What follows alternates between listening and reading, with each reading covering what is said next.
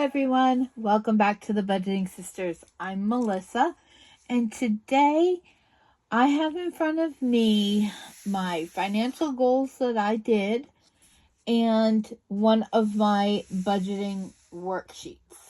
Now, this is a monthly budgeting worksheet. I received this, not received, but you can get this on Lisa's Faith and Budget Planning. She has a whole Google Drive filled with free downloads of budgeting papers. She has the monthly budget, she has the paycheck budget, transaction logs, sinking funds, all the above, everything that you should need. But as much tracking as I'm going to be doing this year, I don't really need all of that. I have one main paycheck a month, and anything else is extra and will be put towards challenges or things like that, or towards savings. But at the moment, we just have that one monthly income coming in, and so I can just stick with the monthly budget layout and call it good from there. Now, my binder that I have set up, which we did about a week and a half, 2 weeks ago, just before Christmas, it only goes up to through June. So this is going to be just a semi-annual budget.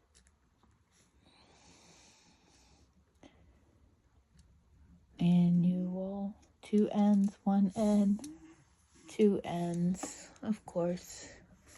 Thank God for friction erasable pens. Sorry, I'm shaking the table. Okay, let's fix this. ANNUAL. Now, I am also going to, as some of you know if you've been here for a while, my husband and I have recently moved into our RV. We're only 2 months into this, so we do own it outright, but we pay lot fees and things like that. Now, I did kind of add future lot fees into the savings account that we've been building over these last couple months, but it's also in our sinking funds for next year. Now, we do not travel every month. Sometimes when we travel, we only have to pay for gas. We don't have to pay lot fees. So it varies, depends on what we're doing. But with that being said, our now budget is still gonna remain kind of fluid because groceries will depend on where we are, how much it's gonna cost, or extra gas for the truck payment. The truck is going to be determined by, where we are. So I am still going to be doing a layout monthly and doing the actual and the over-under and things like that. This is just going to give me a basic outline of what needs to be done each month. So, quick little recap on this side. The financial goals that we have for this year are things that are going to produce security and a plan for the future. Responsibility. This is where I said the tracking is going to come into play. It is very important this year that we start. My word is possession. I know that's a strong word. But I really want to take ownership and possession of my finances to know where every penny is going. And then our last one is to set up and streamline routines. Routines may be sinking funds, maybe a wallet, cash envelope stuffing, what stays in the bank, what transactions are coming out of what bank account, and things like that. Now, we do have sinking funds that we set up together the other day. I have a home binder that's going to be coming. I have the binder. I'm waiting for new A5 envelopes to come in. So that'll be coming. So sinking funds, the home binder, and the emergency and 1 month ahead binder. Those are going to be my 3 main binders that we are going to be stuffing each month. So some of these totals that you're going to be seeing as we lay out the semi-annual budget, you may think something's missing, but it's also because it's in my sinking funds. There's no need for me to have it double written down. Does that make sense? Like, I don't need, like, health and wellness was in my weekly budget. My monthly budget, but it was also in my sinking funds. That's not necessary. I was using them for 2 different things, but over these last couple months, the 2 have kind of merged into 1. So that's what I mean. Like, I still have got to remain fluid, but still got to have an outline and know where things are going. But let's dig into this. First and foremost is our sinking funds.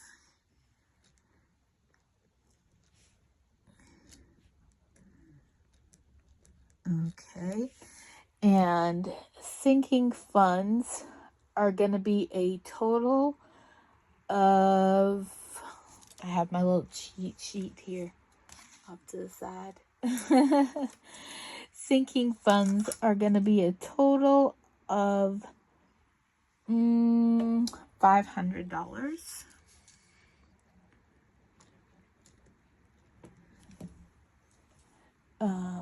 Let me just update something here.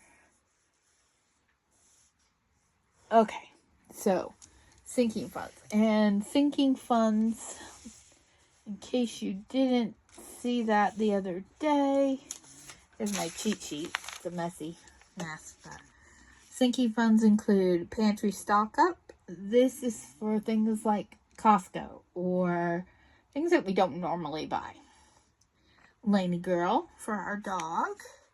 This will include vets, grooming, food, all the above. Health and wellness. This will be any sort of medicine. It will also be supplements. It'll be essential oils and herbs. Seasonal and gifts. This is going to be seasonal activities, birthdays, anniversaries, all that is going to come out of here. As of right now, I am planning on, at Christmas time, bumping this category up, and it will still come out of here. We don't have any children, so our list is very small for who we actually buy for. So I'm thinking this will be okay if we just bump it up the second half of the year. Maybe starting with Christmas in July. We'll see. Technology, transportation. This is where our travel and gas and things like that for when we move the RV are going to come into play. Subscriptions, which is multiple different things, but we have a lot of them either that get purchased in gift cards to equal an annual amount or get paid annually. This insurance is for our truck as well as the RV yearly. Boys and girls, that is a simple way of saying I have three goddaughters, I always do that. And 2 great nephews. So I like to mail them little treats in the mail, or I send them their moms some money to go get an ice cream or whatever. It's nothing big.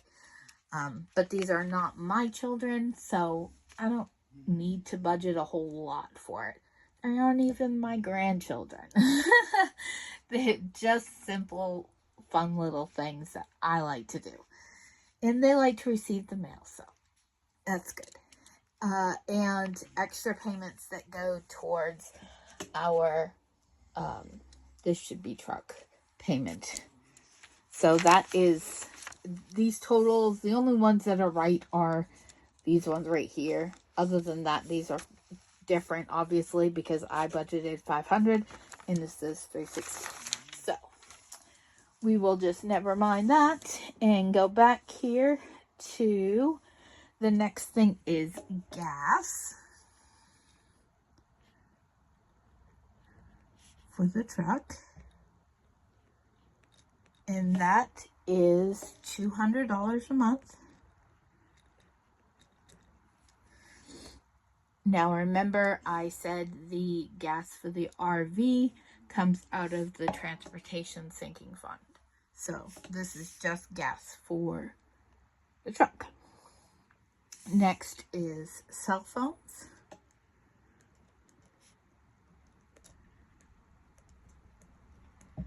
Cell phones are $50 from both my husband and I. And this next one, internet, oh, this kills me. But unfortunately, when you live in an RV, it is more expensive because you do not have a residence. But this internet also can go with us anywhere. So we have what's called Starlink, and it is super expensive. So that is $170 a month. $170. We have propane, which we use propane. We have a grill and a griddle that both of them take propane tanks. And the RV, our water heater, sorry, my brain just like totally, our water heater, our refrigerator, and our furnace all run, and our stove all run off of propane, or have the option to run off propane. The only thing that doesn't have an alternate source is the stove. But I did get an air fryer, so that of course is electric. So we do have an alternate cooking source if we should not have propane. Long way around that to say this propane's for the RV. And we have kind of honed that down the last couple months to $60 a month. One big fill up tends to last us the whole month. And our propane tank is directly connected to our RV. So that is a good thing as well. Now, next on the list is our truck payment.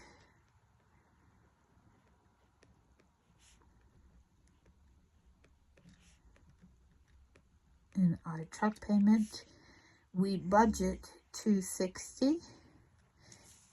That is a little bit extra, but that just goes towards the principal.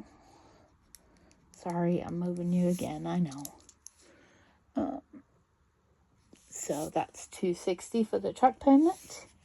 We are still, until we get our subscriptions fully funded, we are still paying for my husband's Adobe subscription monthly, which is $25. So I'm hoping pretty soon that we can switch that over to yearly. So that will take another thing out of our monthly budget. We do have a storage space that I'll tell you could not fit another piece of paper inside because it is so full. And that is $100 a month.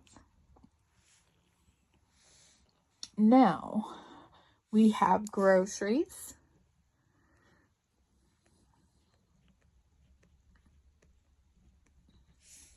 And groceries, we are budgeting $200 a month. And I'm not sure if you've been around, but in January, we are getting ready to start our pantry challenge. Now, this is a big one for me because when we moved into the RV, I brought a lot of things that I had canned or stockpiled from my pantry. I brought with us. So I would like to free up some space within the RV by doing this pantry challenge. You'll see more on that over the next few days and weeks throughout January. But I'm secure that I can keep this under the $200 because of what I have in my pantry stock up. So that'll be exciting to get done. Now, these next few are savings challenges.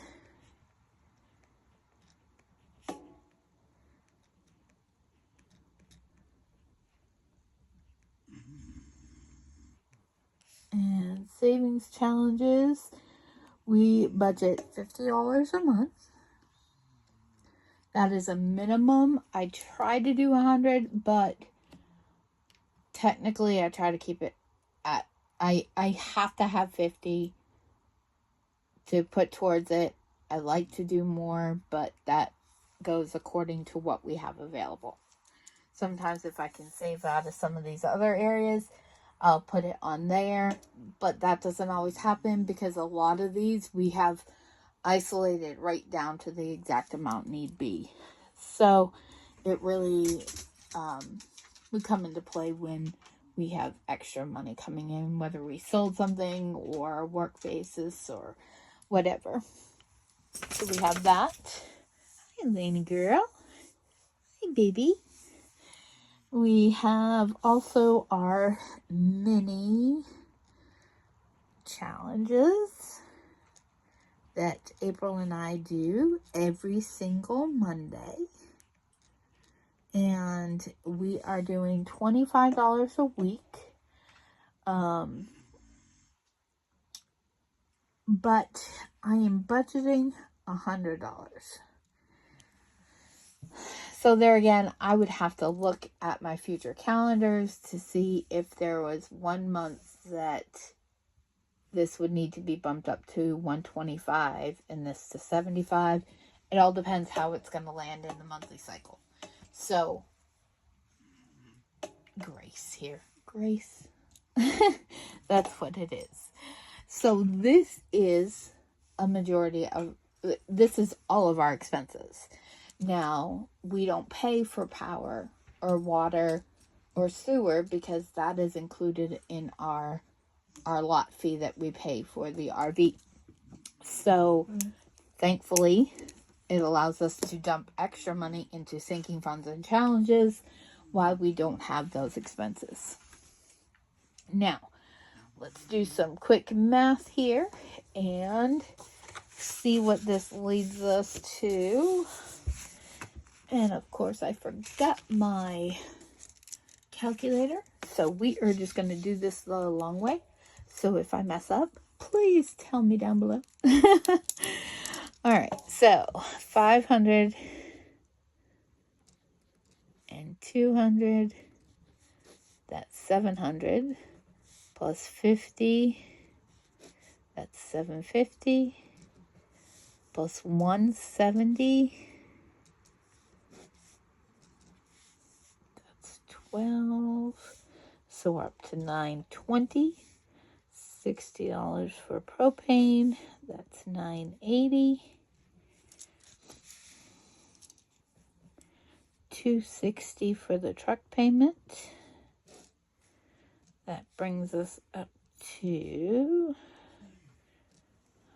$1240, $25 for Adobe. That's $1265. Storage is $100. So that's $1365. Groceries is $200. So that's $1565. Savings challenges is $50.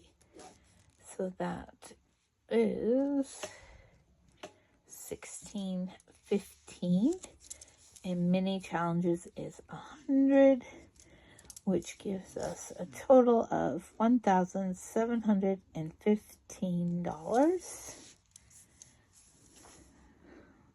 $1,715. Okay. Now, beyond that, right here, I know we have savings here, here, and here.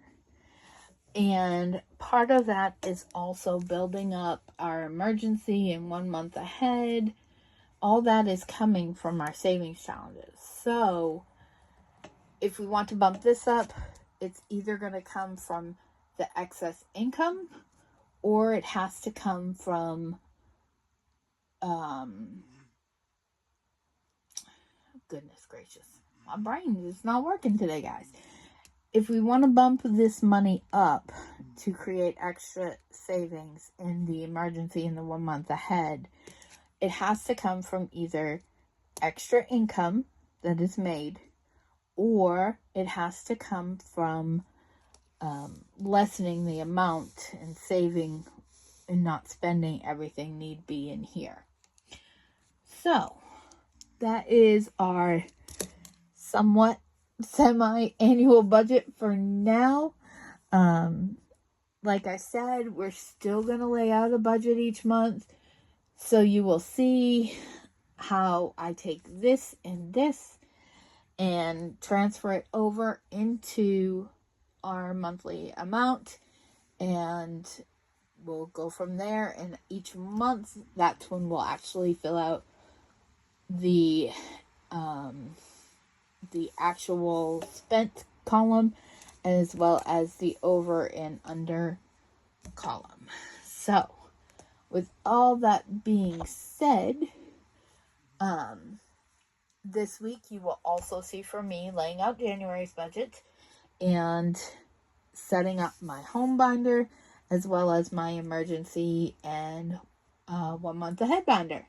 So be checking back really soon, and you'll see lots of other stuff to continue from April as well. And April and I together get ready for that pantry challenge in January, and have a great Happy New Year, everybody. Bye.